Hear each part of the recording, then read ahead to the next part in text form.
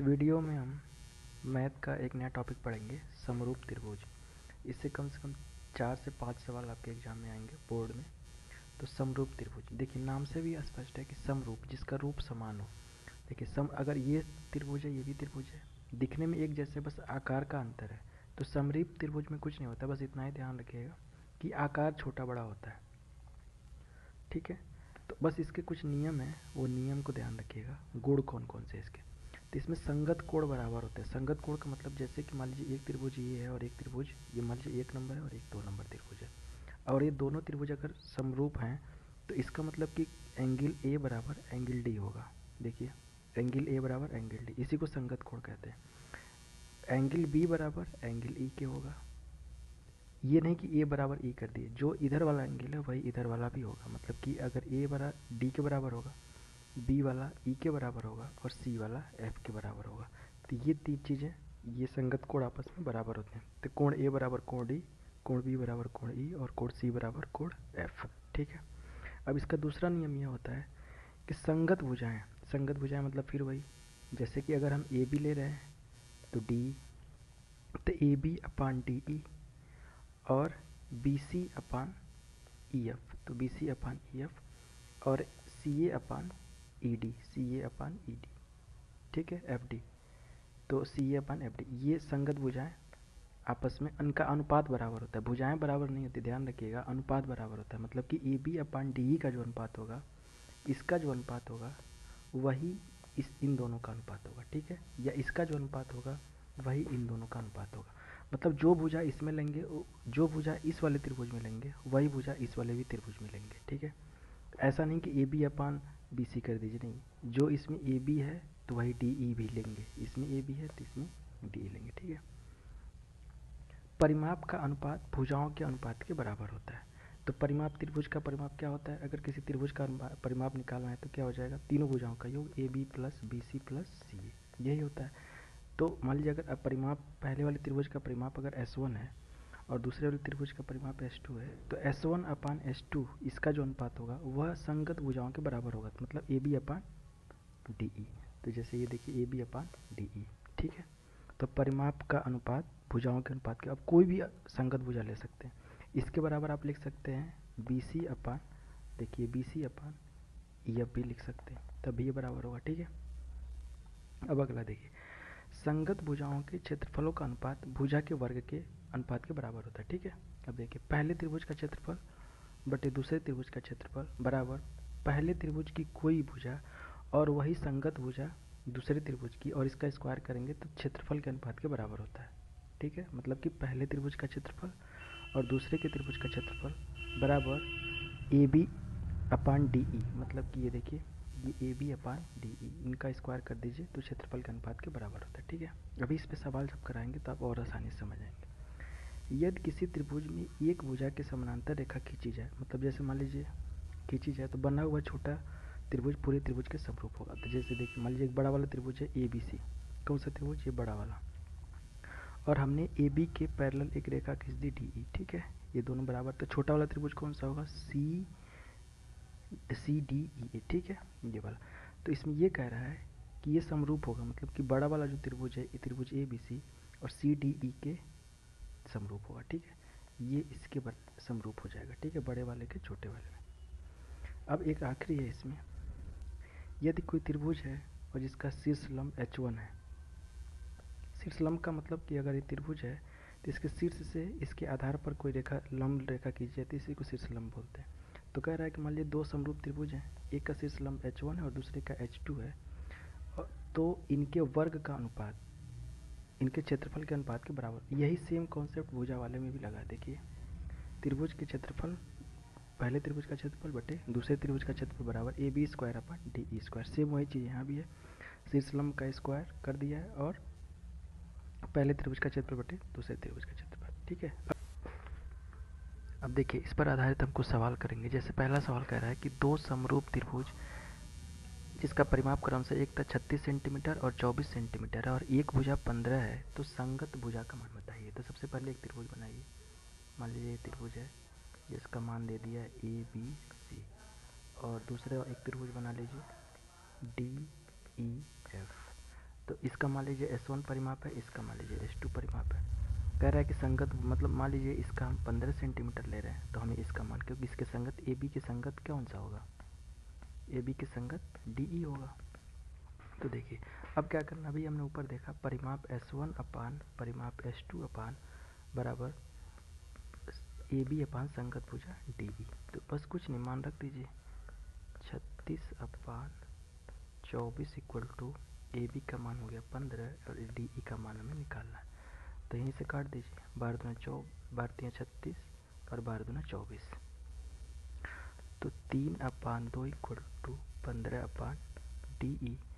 तो 3DE equal to 30, तो DE का मान कितना आ जाएगा 10 सेंटीमीटर। ये आंसर हो गया आपका। ठीक है, संगत भुजा का मान 10 है। अगला है, अब देखिए अगला सवाल है कि दो समरूप त्रिभुजों का क्षेत्रफलों का अनुपात दिया है 25 इंटू 36। ठीक है, और छोटे त्रिभुज की एक भुजा 10 सेंटीमीटर, छोटे त्रिभुज की एक। ठीक है, तो अब इसको सॉल्व कैसे करेंगे, अभी हमने बताया कि अगर क्षेत्रफलों का अनुपात दिया है तो मान लीजिए पहले त्रिभुज का क्षेत्रफल बटे दूसरे त्रिभुज का क्षेत्रफल इक्वल टू पहले त्रिभुज की भुजा बटे दूसरे त्रिभुज की भुजा, और इसी का स्क्वायर करना है। तो देखिए पहले त्रिभुज का क्षेत्रफल 25 और दूसरे त्रिभुज का क्षेत्रफल 36 बट बराबर, तो पहले त्रिभुज की भुजा कह रहा है कि छोटे त्रिभुज की एक भुजा, तो छोटा इसमें उससे कौन सा होगा, 25 वाला ही छोटा होगा। तो पहले त्रिभुज 10 अपान दूसरे, इसका निकालना है, तो मान लीजिए इसका x है और इसी का स्क्वायर कर दीजिए। तो देखिए स्क्वायर हटाने के लिए अगर हम दोनों तरफ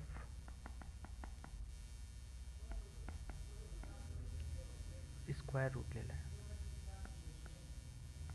स्क्वायर हमने रूट ले लिया। ठीक है, स्क्वायर रूट लेंगे तो रूट के अंदर 25/36, और जब इसको रूट लेंगे तो ये दो कट मतलब स्क्वायर कट जाएगा। तो देखिए 25/36 है, रूट के अंदर इसको बाहर निकालेंगे 5/6 10/x, तो कितना हो जाएगा 5x इक्वल टू 7, तो x इक्वल टू 12 सेंटीमीटर। ठीक है, अब अगला देखिए, अगला कह रहा है त्रिभुज ABC में, अब जैसे मान लीजिए एक त्रिभुज पहले बनाइए, ये हो गया ABC, कह रहा है कि DE पैरेलल BC, तो BC ये है और इसी के हमको पैरेलल क्या करना है कि एक DE लाइन खींचना है। ये हमने कर दिया D और E। ठीक है, अब देखिए BC के पैरेलल DE, तो ये हमने कर दिया, और कह रहा है कि AD बराबर 3 सेंटीमीटर, यहाँ AD का मान 3 है, DB का मान 6 है, तो DB का मान 6 हो गया, और कह रहा है AE का मान 4 है, तो AE का मान 4 हो गया, और हमें EC का मान निकालना है, EC का मान हमको निकालना है। ठीक है, तब कुछ नहीं करिए, अब ये समझ लीजिए कि BC आधार है, BC क्या है, आधार है। तभी हमने क्या होता है, बड़े त्रिभुज में अगर पैरेलल लाइन खींच देते तो छोटा त्रिभुज और बड़ा त्रिभुज, एक त्रिभुज हो गया ABC और दूसरा त्रिभुज हो गया ADE। ठीक है, एक ये वाला त्रिभुज, ऐसे समझिए, एक ये वाला त्रिभुज हो गया और एक ये वाला त्रिभुज हो गया।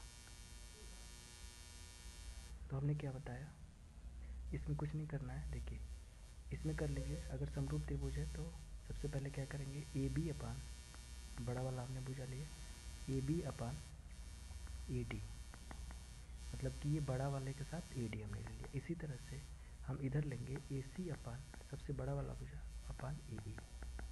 ठीक है, जब इसी को सॉल्व करिए तो AB का मान दिया हुआ है, देखिए अगर AD का मान 3 है और DB का मान 6 है, तो पूरे AB का मान कितना हो जाएगा 9, तो 9 अपान AD का मान कितना दिया हुआ है 3 इक्वल टू AC, ये है आपका AC।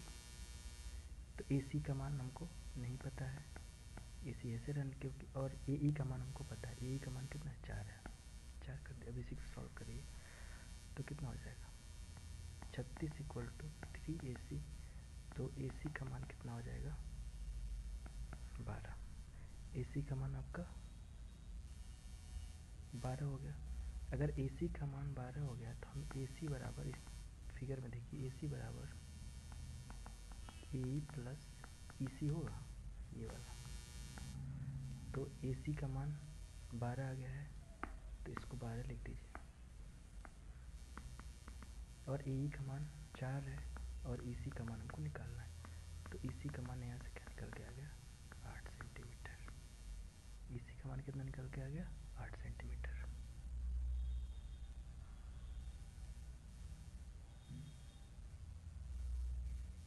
अब अगला देखिए, दो समरूप त्रिभुजों की ऊंचाइयाँ। तभी हमने क्या ऊंचाइयों का अनुपात दिया हुआ था, h1/h2 इक्वल टू उनके क्षेत्रफलों का अनुपात। तो इसी का स्क्वायर इक्वल टू पहले त्रिभुज का क्षेत्रफल बटे दूसरे त्रिभुज का क्षेत्रफल। तो क्षेत्रफल 1/क्षेत्रफल 2 बराबर h1/h2 का होल स्क्वायर। तो क्या करेंगे, h1 का मान 4 और h2 का मान 7 का स्क्वायर कर दीजिए। तो क्षेत्रफल 1/क्षेत्रफल 2 इक्वल टू 16/50, ये हो जाएगा आपका आंसर। अब अगला सवाल है कि एक त्रिभुज की दो भुजाएं 9 सेंटीमीटर और 12 सेंटीमीटर है, और इसके समरूप त्रिभुज की संगत भुजाएं 15 सेंटीमीटर और 20 सेंटीमीटर। तो सिद्ध कीजिए एक त्रिभुज। तो मान लीजिए एक त्रिभुज पहले बनाइए ABC, और हमने एक दूसरा त्रिभुज बनाया DEF, ठीक है। अब देखिए, तो संगत भुजाएं, मान लीजिए अगर ये भुजा 9 है, दो एक त्रिभुज की दो भुजाएं, इसकी 9 है और ये 12 मान लीजिए, और इसकी 15 है और ये 20 मान लीजिए। तो हमने क्या कहा कि संगत भुजाएं, अगर समरूप त्रिभुज होगा तो AB/DE, मतलब कि ये अपान DE इक्वल टू BC अपान, मतलब कि ये होना चाहिए EF। तो देखिए पहले हो रहा है कि नहीं, AB/DE, तो 9/15 इक्वल टू BC का मान कितना दिया, 12/EF का मान कितना दिया, वो 20। तो 3 तिरिक 9, 3 5 15, 3 चौको 12, 4 3 12 और 4 5 20। 3/5 इक्वल टू 3/5, अनुपात बराबर है, इसलिए संगत त्रिभुज है। बस। अगला सवाल देखिए, दो समरूप त्रिभुजों के क्षेत्रफलों का योग 245 है और इनके क्षेत्रफलों का अनुपात 9 और 16 है। तो मान लेते हैं पहले त्रिभुज का क्षेत्रफल 9x, ये अनुपात में दिया है तो, और दूसरे त्रिभुज का क्षेत्रफल इक्वल हो जाएगा 16x। तो देखिए, अब दोनों क्षेत्रफलों का योग कितना दिया हुआ है, क्षेत्रफलों का योग बराबर दिया हुआ है कितना, 245। अगर हम देखें तो 9x plus 16x equal to 245, क्योंकि कह रहा है कि दोनों त्रिभुज के क्षेत्रफलों का योगफल 245 है। तो पहले का क्षेत्रफल 9x है, दूसरे का 16x है। तो 9x प्लस 16x बराबर दिया है कितना, 200। तो 16 और 9 25, 25x बराबर 245। तो x का मान 245/25। अब 245/25 करेंगे तो आएगा ये x इक्वल टू कितना, 5 चौका 20 और 5 9 45, बचा 25, 49/5, ये आ गया आपका। तो x का मान कितना हो गया, 49/5। तो क्या कह रहा है कि दोनों त्रिभुज का क्षेत्रफल, तो पहले त्रिभुज का क्षेत्रफल इक्वल टू क्या माने, 9x। तो 9x इक्वल टू 9 गुणे कितना हो जाएगा, 49/5। तो इसको सॉल्व करेंगे आप, तो 9 9 81, इतना 441/5 कितना हो जाएगा, 5 बटे 40, 5 बटे 40 और 5 दूना 10। तो इतना हो जाएगा 82 सेंटीमीटर स्क्वायर। और दूसरे त्रिभुज का क्षेत्रफल इक्वल हो जाएगा 16x है, तो 16 गुणे 49/5। तो इसको आप सॉल्व करेंगे, तो इसको सॉल्व करके आप लोग देख लीजिए, इसका आंसर बताइए क्या होगा। अब देखिए, दो समरूप त्रिभुजों के अर्ध परिमाप 60 सेंटीमीटर और 40 सेंटीमीटर है। यदि पहले त्रिभुज की एक भुजा 20 सेंटीमीटर है तो दूसरे त्रिभुज की संगत भुजा का मान बताइए। अब देखिए अर्ध परिमाप दिया हुआ है, तो परिमाप दिया रहा है चाहे अर्ध परिमाप दिया रहा है, अनुपात तो बराबर ही आएगा। तो अगर अर्ध परिमाप S1 upon S2 equal to भुजा 1 अपान भुजा 2, तो देखिए 60 अपान 40 इक्वल टू कितना हो जाएगा 20 अपान में x, क्योंकि देखिए 60 और 40 दिया हुआ और एक भुजा 20 है, दूसरे की संगत भुजा की लंबाई बतानी, तो इसको कर लीजिए। ये 0 से 0 कटा, 2 3 6, 2 दूना 4, तो 3/2 इक्वल टू 20 अपान एक्स, तो 3x इक्वल टू 40, तो x का मान आ जाएगा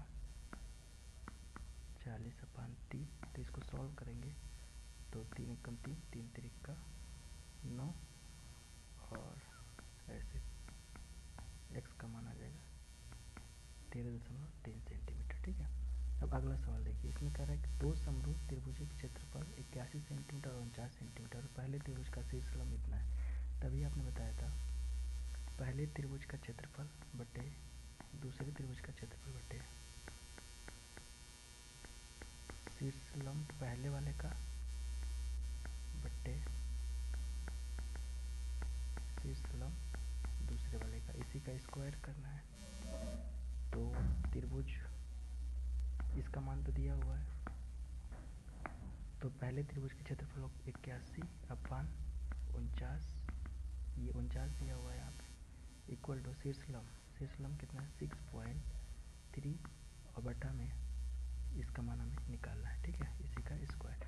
अब हम दोनों तरफ रूट ले लेते हैं, दोनों तरफ हमने स्क्वायर रूट ले लिया, स्क्वायर रूट ले लिया। ठीक है, स्क्वायर रूट लेंगे तो ये रूट के अंदर 81 अपान 49 हो जाएगा और स्क्वायर रूट लेंगे तो ये स्क्वायर कट जाएगा, अपान एक्स हो जाएगा। इसको रूट से बाहर निकालेंगे तो 9/7 हो जाएगा, 6.3 अपान एक्स, तो क्या हो जाएगा 9x इक्वल टू 7 गुणे 6.3। इसको सॉल्व करेंगे तो 7 की 21 और 7 42 और 2 44, यहाँ से 44 और 1/9 करेंगे तो x का जो मान आएगा आपका